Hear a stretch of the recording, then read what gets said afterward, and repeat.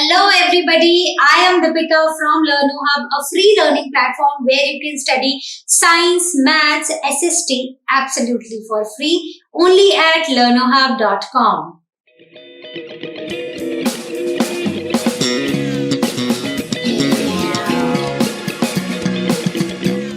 तो बच्चों, आज हम स्टार्ट करने वाले हैं chapter management of natural resources, जो कि क्लास 10 साइंस का लास्ट चैप्टर है। तो अभी तक हम सारे NCERT questions chapter wise chapter discuss कर चुके हैं। तो आज हम हैं अब अपने लास्ट चैप्टर में। तो चलिए स्टार्ट करते हैं अपने क्वेश्चंस के साथ।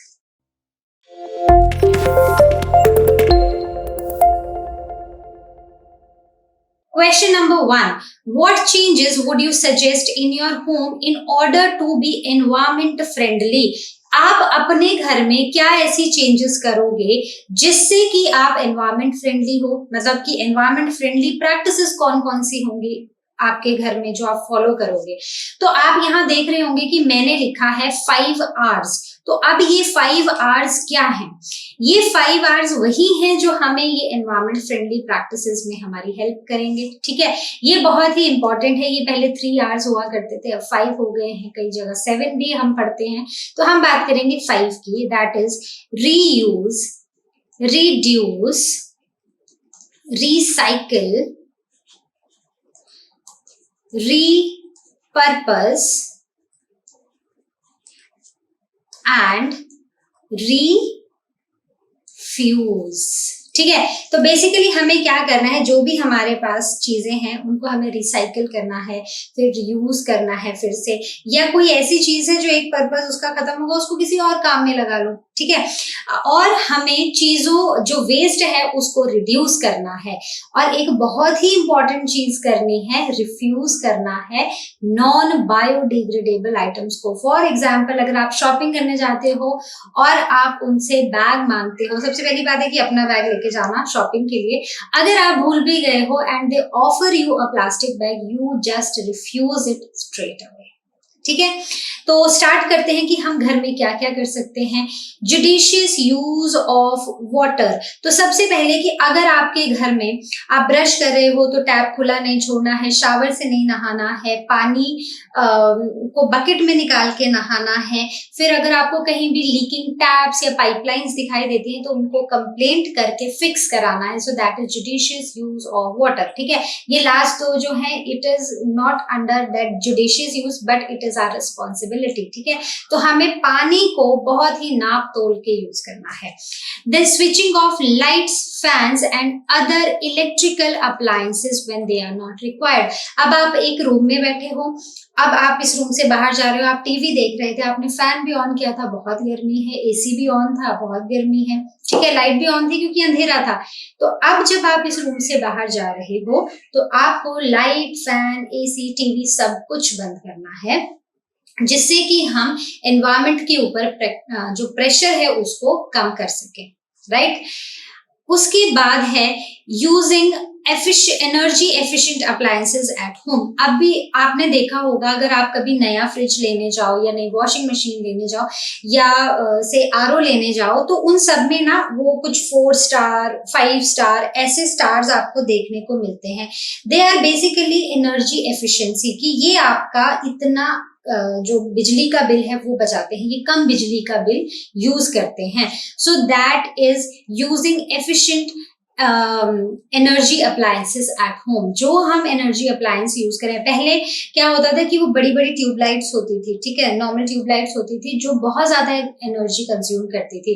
धीरे धीरे हम CFLs पे आए, अब LEDs पे आ रहे हैं। उससे क्या हो रहा है कि ब्राइट लाइट हमें मिल रही है, अच्छी लाइट हमें मिल रही है, लेकिन जो एनर्जी कंजम्पशन है, ठीक है, जो बिजली का बिल है वो हमारा कम हो रहा है, क्योंकि वो बहुत ज्यादा बिजली नहीं यूज करते हैं। ठीक है, then planting solar plants at home, ये बहुत ही इंपॉर्टेंट है। अगर आपके पास बजट है, अगर आप कर सकते हो सोलर चीजों का यूज, तो आप जरूर करें। ठीक है। तो जैसे आपने देखा होगा कि कई घरों में ना जो छत होती है ना, तो जो सबसे घर के ऊपर वाली जो छत होती है उस पे क्या लगा देते हैं, सोलर पावर पैनल्स लगा देते हैं।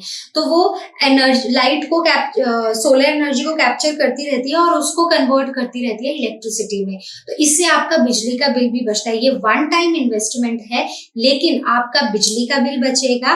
और दूसरी चीज क्या होगी, आपने जितना भी जो भी आप प्रेशर डाल रहे हैं एनवायरमेंट पे इलेक्ट्रिसिटी यूज करने के लिए, वो भी कम हो जाएगा। ठीक है। Then reducing biodegradable and non biodegradable waste separately. तो जब भी आपके घर में वेस्ट जनरेट होता है तो बायोडिग्रेडेबल को आप अलग रखें, नॉन बायोडिग्रेडेबल को आप अलग रखें। Then converting kitchen waste into manure. तो जितना भी आपका किचन का वेस्ट है, अगर आपके पास थोड़ा सा बैकयार्ड है तो वहां पर एक गड्ढा खोद के आप सारा किचन का वेस्ट वहां डालें, जो कि बायोडिग्रेडेबल है। सारा तो नहीं, क्योंकि कई बार तो प्लास्टिक, दूध का पैकेट लाएंगे तो वो तो प्लास्टिक होगा, ठीक है, तो वो नहीं। बट जो भी फ्रूट पील्स हैं, या कई बार खाना खराब हो जाता है जो नहीं होना चाहिए बट हो जाता है कई बार घरों में, तो वो सारी चीजें हैं, वेजिटेबल पील्स हैं, वो सारे आप वहां पर उनका मैन्योर बनाएं। Then reusing plastic waste. जो प्लास्टिक वेस्ट है उसको हम रीयूज करें। ठीक है। हम एक बार प्लास्टिक को यूज करके हमें फेंकना नहीं है, क्योंकि वो अननेसेसरी वेस्ट ही बढ़ा रहा है और कुछ नहीं हो रहा उससे। Okay, so I hope this is clear to everybody. Question number 2. Can you suggest some changes in your school which would make it environment friendly? कुछ changes आपके स्कूल में जिससे कि आप उस अपने स्कूल को एनवायरमेंट फ्रेंडली बना सकें। तो ये बहुत सारे सिमिलर हैं जो चेंजेस आप घर में करते हैं अपनी हैबिट्स में। ठीक है, ये वही चेंजेस हैं। सबसे पहले कि स्कूल में यहाँ वहां कचरा नहीं फेंकना है, कि प्लास्टिक इधर भी फेंक दिया उधर भी फेंक दिया, ठीक है, वो नहीं करना है। There should be no leaking taps in the washrooms and the drinking area. कोई leaking taps, water pipelines नहीं होनी चाहिए। पानी पिया, पानी बॉटल में भरा and then close that tap, ठीक है, tightly turn off that tap. Then switching off fans and lights when going out from the classroom. तो लाइट्स और फैंस को बंद करना है जब आप क्लासरूम के बाहर जा रहे हो। ओके, जैसे कि हम घर में कर रहे थे, बस वही करना है। Promote tree plantation in school campus. तो जैसे 5 जून को एनवायरमेंट डे होता है, तो उस टाइम पर ही नहीं बल्कि थ्रू आउट द ईयर कुछ एक टारगेट रहना चाहिए एक स्कूल का, एक क्लास का, कि हमें ट्री प्लांटेशन करनी है और कुछ स्पेशल मौकों पर ये करना चाहिए। ठीक है, ट्रीज प्लांट करने चाहिए अपने स्कूल कैंपस में। Then install rain water harvesting. अगर आप रेन वाटर हार्वेस्ट करोगे तो जब पानी की कमी होती है तो उस पानी को हम अलग अलग जगह यूज कर सकते हैं, जैसे कि अपने आसपास जो हमने पेड़ लगाए हैं उनको पानी दे दो, या वॉशरूम्स में उनको यूज किया जा सकता है। Then using reusable boxes in school. ठीक है, ऐसा नहीं कि एक बार प्लास्टिक के लिफाफे में खाना लाया वो प्लास्टिक फेंक दिया। और एल्यूमिनियम फॉइल्स भी हमें अवॉइड करनी चाहिए, because they also generate a lot of waste. Then solar plants can be installed. तो जैसे कि हम घरों में सोलर प्लांट्स इंस्टॉल करते हैं, हमें स्कूल्स में भी, स्कूल के सामने भी ये ऑफर रखनी चाहिए कि अगर आपसे पूछा जाए कि आप स्कूल में क्या चेंज करोगे, ठीक है, मैनेजमेंट आपसे पूछती है, आपकी प्रिंसिपल आके आपसे पूछती है कि आप क्या करना चाहोगे, कि कैसे आप स्कूल को बदलना चाहोगे, तो आप ये चीज उनको सजेस्ट कर सकते हो कि हम अपने स्कूल में सोलर प्लांट्स लगाएं। ठीक है। Then left over food is converted into manure. जितना भी लेफ्ट ओवर फूड है, कई बार ऐसा होता है कि हम खेल रहे हैं, खाना खा रहे हैं, और कोई खेल भी रहा है और खाना भी खा रहा है, वो भाग रहा है और गलती से खाना गिर गया। वो खाना गिर गया, आप खा नहीं सकते, लेकिन उसके लिए एक पिट जो है वो बनाना चाहिए, जहां पर पूरा का पूरा वो जो वेस्ट है उसको डाल देना चाहिए, ताकि उससे हम मैन्योर बना लें। है ना, उसको सीधे डस्टबिन में नहीं फेंकना चाहिए।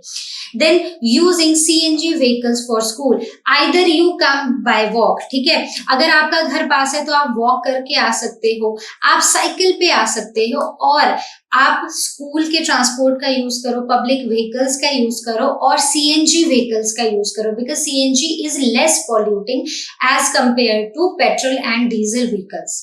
ठीक है, तो बहुत ही सिंपल से चेंजेस हैं। आपको अगर और भी कुछ समझ आता है तो आप फर्स्ट और सेकंड क्वेश्चन दोनों में अपने पॉइंट्स ऐड कर सकते हो। Question number 3. We saw in this chapter that there are 4 main stakeholders when it comes to forests and wildlife. Which among these should have authority to decide the management of forest produce, why do you think so? तो अगर हम stake holders की बात करें, मतलब वो कौन कौन से लोग हैं जो कि फॉरेस्ट के प्रोडक्ट्स पे डिपेंड करते हैं या वहां के आसपास रहते हैं या उनको फॉरेस्ट से कोई फायदा होता है, तो जो 4 मेन स्टेक होल्डर्स हैं तो वो लोग हैं जो फॉरेस्ट में रहते हैं या फॉरेस्ट के अराउंड रहते हैं।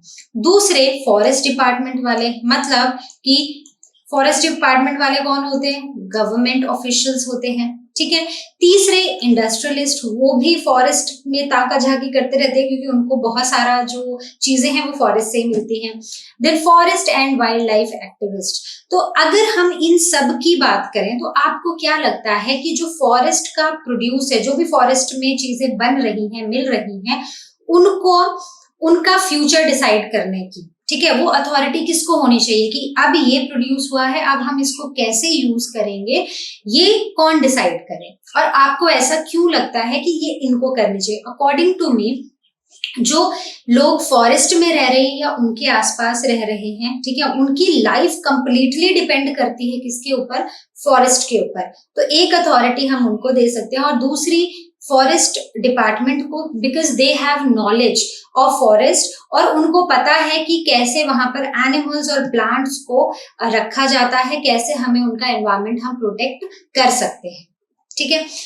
Now the people living in and around the forest and the government should be given the authority to decide the management of the food produced. तो मेरे ख्याल से फर्स्ट और सेकंड दोनों स्टेक होल्डर्स को हम ये रिस्पॉन्सिबिलिटी दे सकते हैं, और जो फॉरेस्ट डिपार्टमेंट है उनके पास सफिशिएंट रिसोर्सेज होते हैं जिससे कि वो इस फॉरेस्ट प्रोड्यूस को मैनेज कर सकें। और जो लोग उसके आसपास रहते हैं ना, एक तो उनकी लाइफ कंप्लीटली डिपेंड करती है फॉरेस्ट प्रोड्यूस पे, और दूसरी बात, उनको पता होता है कि कैसे हम फॉरेस्ट से भी फॉरेस्ट प्रोड्यूस को यूज करेंगे without damaging the forest. So this is the main reason why I think कि वो लोग जो फॉरेस्ट के आसपास रहते हैं और गवर्नमेंट ऑफिशियल जो फॉरेस्ट डिपार्टमेंट के हैं, उनको ये अथॉरिटी दी जानी चाहिए। ओके, तो I hope this is clear. Question number 4. How can you as an individual contribute to make a difference to the management of forest and wildlife, water resources and coal and petroleum? तो as an individual आप कैसे एक difference ला सकते हो to the management of forest and wild life, ठीक है, इनकी मैनेजमेंट में आप कैसे डिफरेंस ला सकते हो, आप कैसे कंट्रीब्यूट कर सकते हो?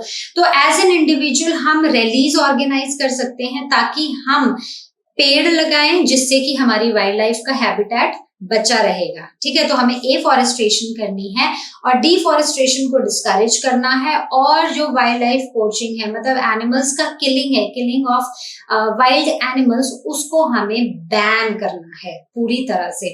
Then using less paper and going digital, because digital का तो जमाना है, तो why to use paper to do all the work, ठीक है। जो भी हम काम करें वो हम कम से कम पेपर यूज करें और ज्यादा से ज्यादा हम डिजिटल हो जाएं।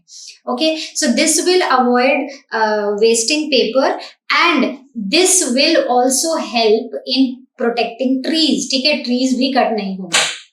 Then not using products made of animal skin, तो हम ऐसे प्रोडक्ट्स नहीं यूज करेंगे जो कि एनिमल्स की स्किन से बने हों, जैसे कि leather shoes, leather boots, leather belts, ठीक है, लेदर जैकेट्स, लेदर बैग्स। तो ये सब चीजें हमें नहीं यूज करनी है, बिकॉज ये कहाँ से आते हैं? ये एनिमल्स से आते हैं, और एनिमल्स को इन्हीं चीजों के लिए मारा जाता है, ओके तो I hope this is clear. Now as an individual हम वाटर रिसोर्सेज को कैसे अच्छे से मैनेज कर सकते हैं। तो एज एन इंडिविजुअल हमें जुडिशियस यूज करना है वाटर का। ब्रश करते टाइम टैप को बंद रखना है, बाल्टी से नहाना है, शावर से नहीं नहाना है। कहीं भी लीकिंग वाटर पाइपलाइंस अगर हमें देखने को मिलती हैं तो उनको हमें रिपेयर कराना है। Then checking for leaking water pipelines, तो हम जहां भी लीक हो रहा है वो हमें चेक करना है। यूज करनी है bucket, not shower to take bath. And rain water harvesting, तो अगर हम रेन वाटर को हार्वेस्ट करेंगे तो इससे हम पानी बचाएंगे। पानी बचेगा तो हम इस पानी को हम कहीं भी यूज कर सकते हैं। हम अपने प्लांट्स को पानी दे सकते हैं, वॉशरूम्स में पानी यूज किया जा सकता है ये, ठीक है। वहीं पर एज एन इंडिविजुअल आप कोल और पेट्रोलियम को कैसे मैनेज करेंगे अच्छे से ताकि वो खत्म भी ना हो। तो उसमें हम क्या करेंगे कि हम प्राइवेट व्हीकल्स का यूज जो है वो कम से कम करेंगे, कि कहीं भी जाना है अपनी गाड़ी में बैठे और चले गए, ठीक है। अभी तो कोविड चल रहा है तो थोड़ा सा हमें प्रिकॉशंस लेनी पड़ती हैं। अदरवाइज जब सिचुएशंस बेटर हो तो हमें क्या करना है, हमें मैक्सिमम यूज करना है पब्लिक ट्रांसपोर्ट का, जैसे मेट्रो में जाओ, फिर बसेस में जाओ, या ऑटोज जिसमें कि 3-4 लोग इकट्ठे जा रहे हैं, ठीक है। तो एक एक जो प्रेशर है ना एक एक व्हीकल पे और उसी से फॉसिल फ्यूल्स पे वो कम हो जाएगा। Then covering short distances by walk, तो जितने भी शॉर्ट डिस्टेंसेस हैं वो हमें वॉक से कवर करने चाहिए, ना कि गाड़ी में या स्कूटर में जाना है। और या तो हम साइकिलिंग करें, that is also environment friendly, right. Then using solar energy for cooking when possible, जब भी पॉसिबल हो तो हमें सोलर एनर्जी ही यूज करनी है कुकिंग के लिए। जब धूप हो सोलर कुकर्स यूज करने हैं, उससे हमारा एलपीजी पे जो प्रेशर है ना वो भी कम होगा, ठीक है। So this is what all we can do in all these 3 cases as an individual. हम इनको सस्टेनेबल कैसे बना सकते हैं, सस्टेनेबल प्रैक्टिसेस हम कैसे कर सकते हैं as an individual. Question number 5, what can you as an individual do to reduce your consumption of various natural resources। तो ये जो चैप्टर के क्वेश्चन है ना, अगर आप फर्स्ट क्वेश्चन से अभी तक देखो ना, so this is how what you want to do, how you can make it better, ठीक है। तो आप अपने पॉइंट्स हर एक क्वेश्चन में ऐड कर सकते हो। मैं आपको हर क्वेश्चन में कुछ कुछ मेन पॉइंट्स बता रही हूँ। अगर आपको लगता है कि आपके पास और भी तरीके हैं, आप वो पॉइंट्स भी ऐड कर सकते हो। तो यहाँ पर एज एन इंडिविजुअल आप कैसे नेचुरल रिसोर्सेज का कंजम्पशन कम करोगे एज एन इंडिविजुअल। तो हम क्या कर सकते हैं, हम पब्लिक ट्रांसपोर्ट यूज कर सकते हैं, प्राइवेट व्हीकल्स नहीं यूज करेंगे, ठीक है। या हम अगर शॉर्ट डिस्टेंसेस है बाय वॉक जाओ, या फिर बाइसिकल यूज करो। Then solar cookers can be use to reduce the load on LPG and electricity. LPG और इलेक्ट्रिसिटी यूज करने से हम सोलर कुकर्स का यूज करें। उसके बाद जो लाइट्स हैं, ठीक है, जो इलेक्ट्रिकल अप्लायंसेस हैं उनको हम बंद रखें जब हम उनका यूज नहीं कर रहे हैं। कमरे से बाहर जा रहे हो, लाइट, फैन, एसी, टीवी सब कुछ हमें बंद करना है। Then use of stairs not elevators, ठीक है। जब भी हम मॉल में भी जाते हैं तो हमें स्टेयर्स का यूज करना है, क्योंकि एलिवेटर्स पे अगर आप देखो जब तक कोई उस पे है नहीं वो खड़ा रहता है, ठीक है। लिफ्ट भी मूव नहीं करती है, राइट। तो जितना हो सके हमें स्टेयरकेस ही यूज करना है। Judicious use of water, this is not only good for like you are not putting pressure on the environment but it is also good for your health, ठीक है। Then judicious use of water, ये हमें पता है कि हमें पानी का नाप तोल के इस्तेमाल करना है ना। Then reuse biodegradable waste like plastic bags, तो जितना भी बायोडिग्रेडेबल वेस्ट है उसको हमें यूज करना है, ठीक है। Sorry, not biodegradable but non biodegradable waste है, उसको हमने रीयूज करना है। और कोशिश करनी है कि नॉन बायोडिग्रेडेबल चीजें कम से कम हम यूज करें, ठीक है, जिससे कि वेस्ट जनरेट ना हो। तो आई होप ये भी आपको क्लियर हुआ है। Question number 6, list 5 things you have done over the past 1 week to conserve our natural resources, increase the pressure on our natural resources. तो आपको कोई 5 चीजें ऐसी सोचनी है जो आपने पिछले एक हफ्ते में की हो, जिससे कि आपने नेचुरल रिसोर्सेज को कंजर्व किया हो। तो मैं सिर्फ आपको पॉइंट्स दे सकती हूँ कि शायद अगर आपने ऐसा किया होगा तो उससे आपने नेचुरल रिसोर्सेज को कंजर्व किया होगा, अगर ऐसा किया होगा तो उससे आपने नेचुरल रिसोर्सेज पर और प्रेशर डाला होगा। ठीक है, तो सबसे पहले है conserving our natural resources. First is save electricity. आपने अननेसेसरी लाइट, फैंस, एसी कुछ भी नहीं यूज किया, ऑन रखा होगा।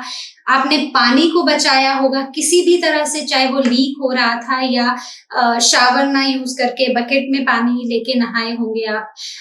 सेव फ्यूल, पेट्रोल डीजल की गाड़ियों में जाने से या तो आप बाय वॉक कहीं गए होंगे या फिर आप साइकिल से कहीं गए होंगे, राइट। तो अगर आपने इनमें से कुछ भी किया है तो इसका मतलब कि आपने इन नेचुरल रिसोर्सेज को कंजर्व करने के लिए एक स्टेप लिया है।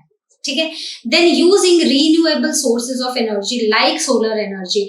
आपने रिन्यूएबल सोर्सेज का यूज किया होगा, आपने नॉन रिन्यूएबल रिसोर्सेज पर ज्यादा प्रेशर नहीं डाला होगा।